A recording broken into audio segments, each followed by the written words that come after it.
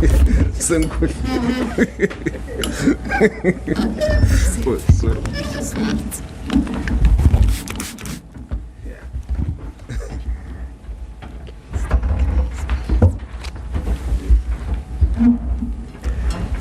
you very much, Program Director,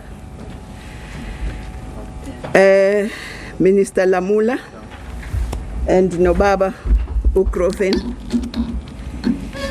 the Mahlangu great family, Umuzi Kanzuza, Namantebele wonke, Your Majesties and Royal Highnesses gathered here, and those who are gathered virtually. Premier of Mpumalanga, Umama Refilwe, Deputy Minister Zulu, Social Development, Mukopan, Acting Chairperson of the National House of Traditional and Khoisan Leaders, Umama Nkosikazi Mhlaule, leaders of the national and provincial and local houses of traditional and Khoisan leaders who are here and those who are virtual. Honorable MECs, President Contralesa, Umama, Public Protector, Your Worships, the mayors of Nkangala and Temsile, Ani local municipality, leaders of various political formations, Ubaba wethu, wendlu yeParliament, National House, NCOP, Ulu Chaplain General, Nabobongo General Abakhoyo, and representatives of non-government and civil organizations, fellow mourners. Let me first express our deepest condolences to Umama Nkosikazi Mahlangu and the entire Nzuza Mabusa family, but also to all the traditional leaders who worked with him and everybody, business and everybody who worked with him. Sibhlungu ngokhanjelwa inkosi uMahlangu, umntana kasenza ngakhona, who spent his life in a noble struggle to make sure that people don't go hungry, that we eradicate poverty in this country, inequality, unemployment, and align traditional leadership and government and work together for the sake of our people. The departure of this visionary and youthful Inkosi Mahlangu, I'm sure when you were with him, Nkosazana, ndodakazi yakhe, sometimes people thought he was your elder brother, who was affectionately known as Soselepi, has left us in great shock. He departs the world of the living just 3 months after he celebrated his date of birth. He lives just as the vision of unity amongst the children of Musi is beginning to take shape. His was also a quest to unite in action all the royal families and kingdoms of our great nation. Through initiatives such as the United Royal Kingship Holdings, he also promoted self-reliance. As Umama Mhlaule said, he never wanted people to just cry to government. He wanted people to be able to look after themselves. Nkosi Mahlangu leaves us at a time when his passion and skills are most needed in our battle against COVID-19. Indeed, as author Harun Rashid said last year, I quote, "We fell asleep in a world and woke up in another. Suddenly, Disney is out of magic. Paris is no longer romantic. New York doesn't stand up anymore. The Chinese wall is no longer a fortress, and Mecca is empty. Hugs and kisses suddenly became weapons, and not visiting parents and friends becomes an act of love." Close quote. Although government and the health sector are doing all within their abilities to look after us, but victory against COVID is actually in our hands. We must continue to exercise health and safety protocols, washing our hands, sanitizing as Umama is doing for us all here, wearing of masks and maintaining a social distance, as well as avoiding unnecessary travel and social gatherings. We take this opportunity to extend also our condolences to all the families who have lost their loved ones on account of COVID-19, but also condolences to those who have lost loved ones from what has happened in the previous week, both in KZN and Gauteng especially, but also in Western Cape. We also pay tribute to the efforts of peace-loving South Africans and the institutions who have been instrumental both in the fight against COVID and also in quelling what we have seen in the past week, which was totally unprecedented in our country. Program directors, in our recovery, rebuilding and reconstruction projects, we must live and we must do it according to what Ikosi Mahlangu believed in. We must be as fearless as he was as we continue in this battle. Ikosi Mahlangu comes from a long line of fearless warriors and traditional leaders. This includes Inkosi Nanasi, Umntwana Kajonono, and many others. It is a dynasty that has survived onslaughts from all fronts, including from King Mzilikazi, the Voortrekkers, the British, the Zuid-Afrikaanse Republic. Amandebele were also at the forefront of providing refuge to great kings such as Mampuru and King Zweli Zwelithini before he took over as the king. Thus, the nation is to be found in the front line of our fight against colonialism and apartheid. Ikosi Sipho Mahlangu's own father was to be found in the forefront of our struggle.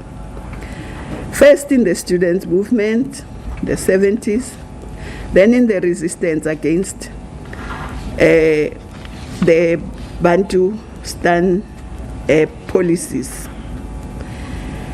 and was instrumental in the formation of Contralesa. Eventually, he would serve the democratically elected parliament. This is the rich lineage Ikosi Mahlangu emerged from. Yet, even though he could have basked in the glory, he chose to be a foot soldier in our fights against hunger, poverty, inequality, unemployment, landlessness, as Ubudwake sang the song about that, and gender-based violence and femicide. Thus he led, as President Mandela had described, a true Ubuntu leader who would, I quote, It's like he was like a shepherd behind the flock, letting the most nimble go out ahead, whereupon the others follow, not realizing that all along they are being directed from behind. Close quote. We are proud to have been led by Ikosi Mahlangu. He led without fear or favor, but he led with conviction, becoming the youngest leader of both the provincial and national houses. He was also witness to the evils and brutalities of the apartheid South African police establishment. And of course, he emerged from that. It was always his wish that a monument or stone of remembrance be erected in memory of those gruesome battles. It was he who was also at the forefront of the agenda for the return of the land and landless masses.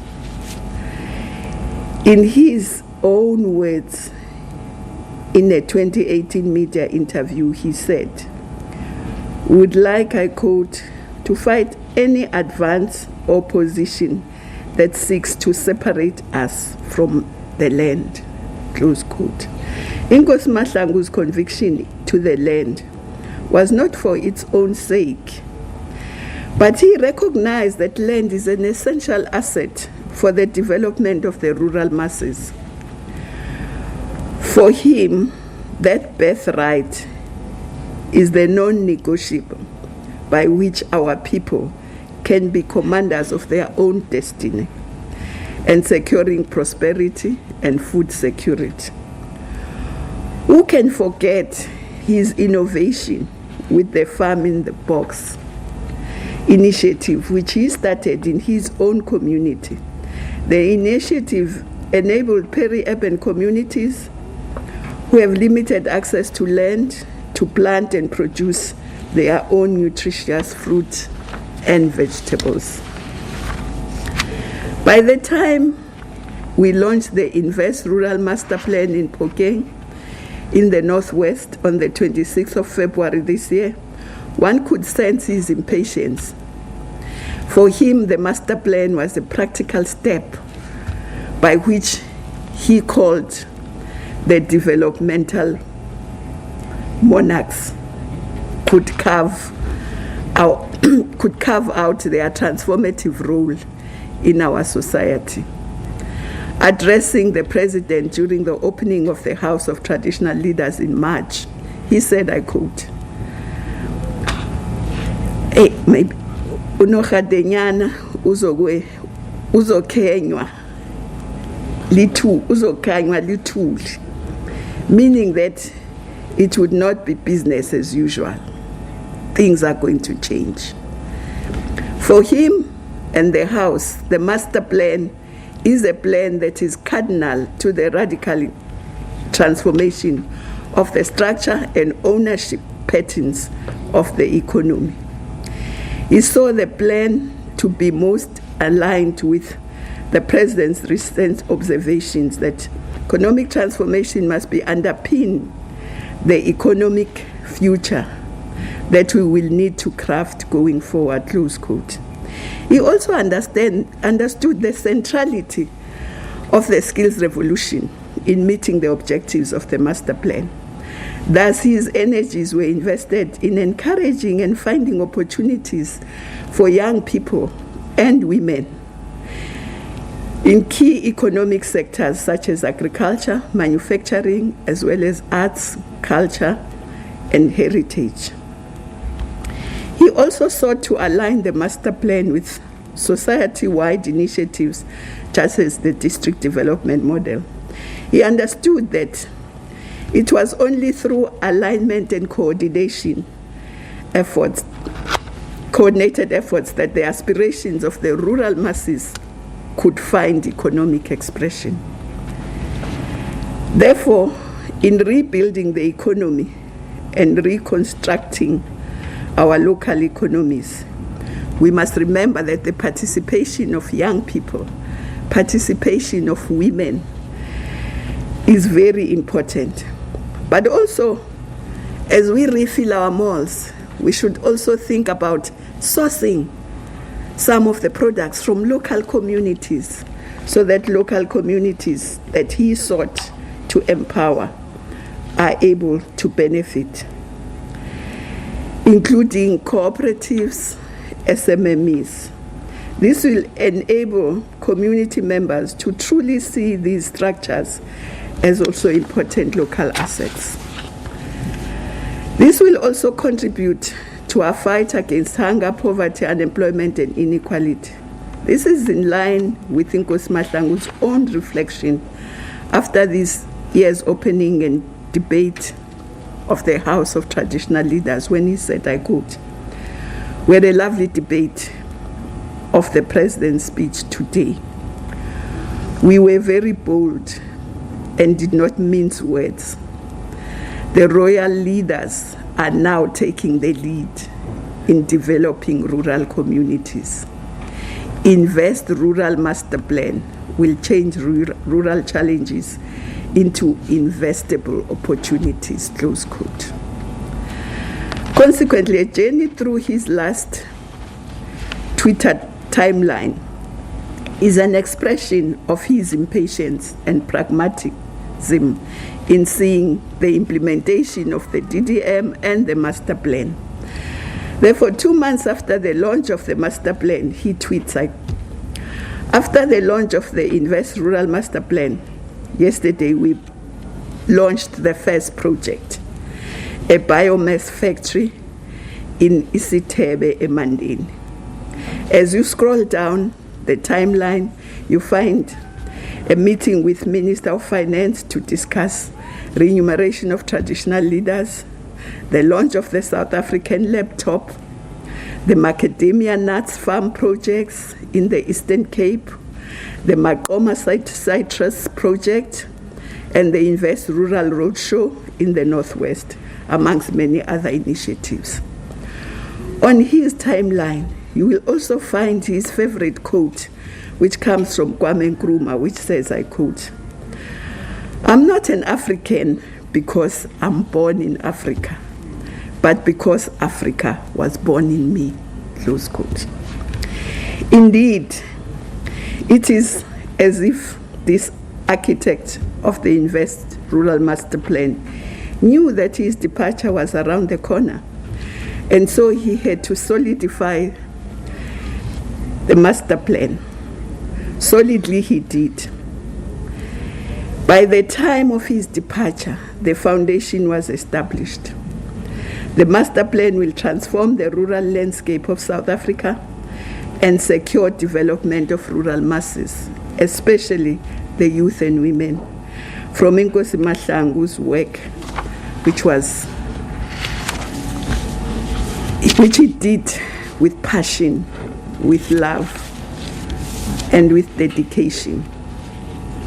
Fellow mourners, we can say without fear of contradiction that Ikosi Mahlangu was a rare gem of a traditional leader who was also a gender activist.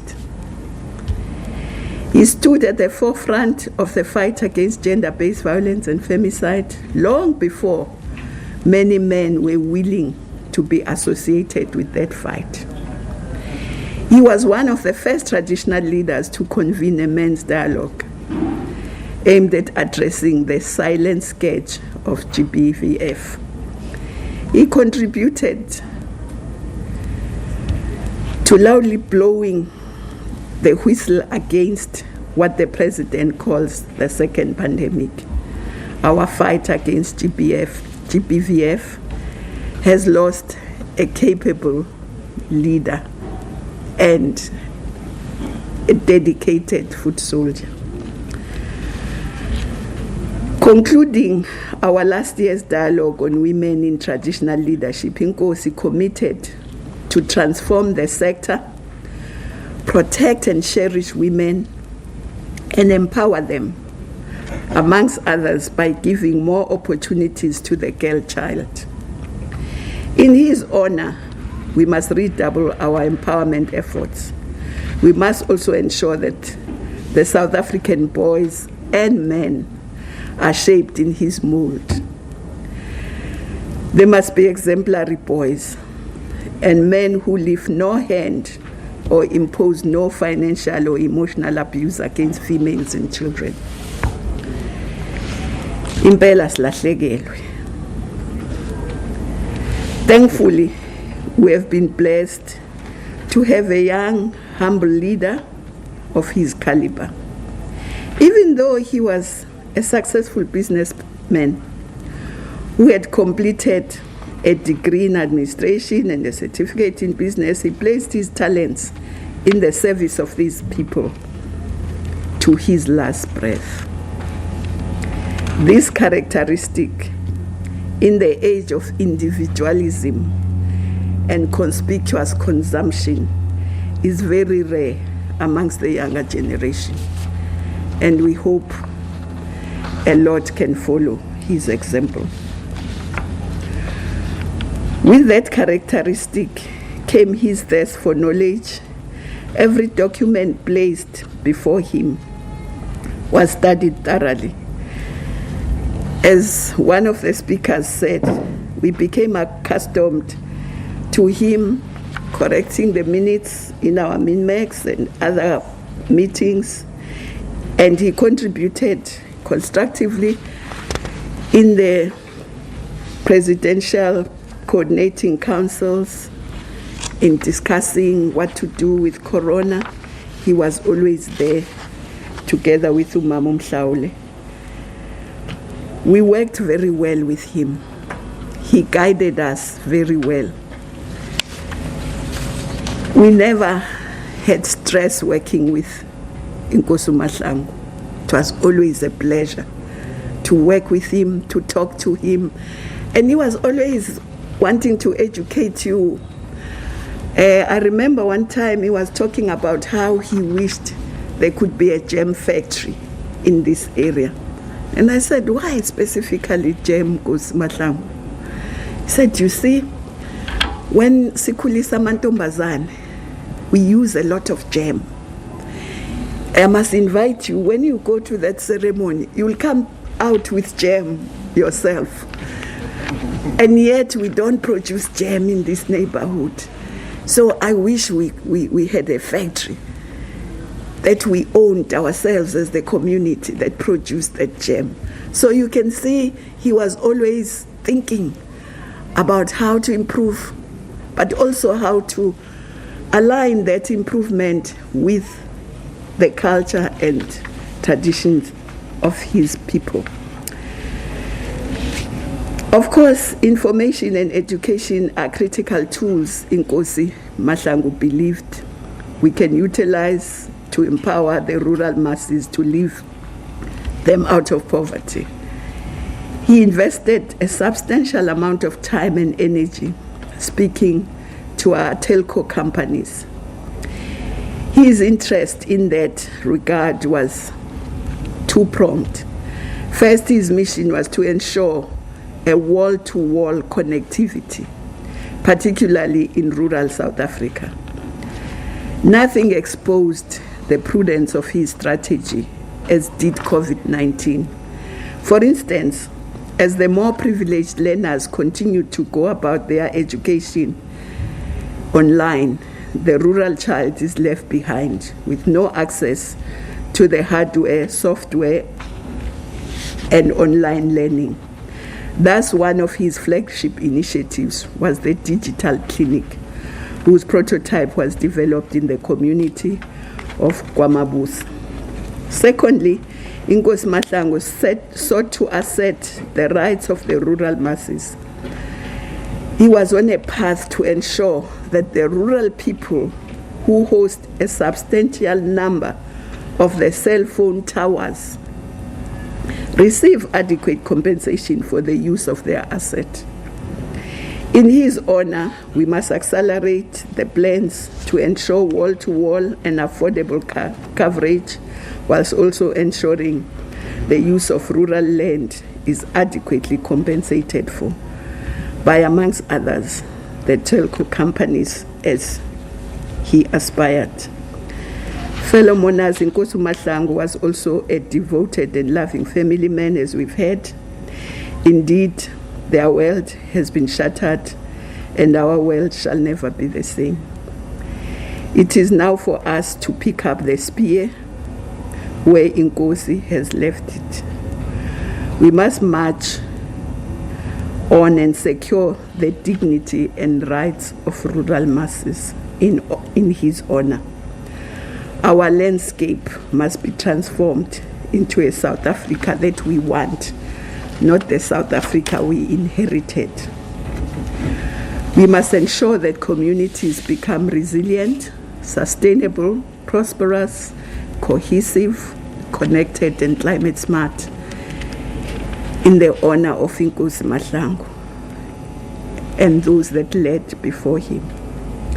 Hamba kahle qhawe lamaqhawe Mtungwa kasenza ngakhona kaMabusa kaFene kaMkhephuli kaMabhoko ulifezile uhambo lwakho. We have indeed lost a dependable guide, a reliable partner, and a committed fighter for our people. You mounted a good and principled fight against hunger, poverty, inequality, unemployment, and gender-based violence and femicide. You sought to restore the dignity of every person in our land. Ulale ngoxolo. Uye kwamanye amaqhawe aphambi kwakho. Bayede. Thank you. And let me just do something I forgot to do at the beginning. The president had expressed his wish to be here, but due to very pressing commitments, he couldn't be. But he was here with you in spirit. And I will inform him, because I met the royal family and they've given me a message for him, and I will convey it. Thank you.